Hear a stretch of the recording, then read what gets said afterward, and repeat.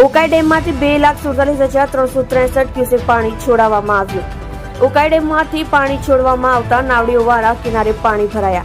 મહાનગરપાલિકા દ્વારા ઓવારાને બેરિકેડ કરવામાં આવ્યા. પોલીસ વિભાગ અને મહાનગરપાલિકા દ્વારા ટીમ તૈનાત કરવામાં આવી. મહાનગરપાલિકા દ્વારા જાહેર જનતાને નાવડી ઓવારા તેમજ નદી કિનારા પાસે જવાનું ટાળવા માટે અપીલ કરી. ઉકાઈ ડેમનું હાલનું વોટર લેવલ 336.44 ફૂટ. સત્ય માટે હંમેશા સત્યની સાથે જોડાઈ રહો. આ સુરત ન્યૂઝ ચેનલની સાથે.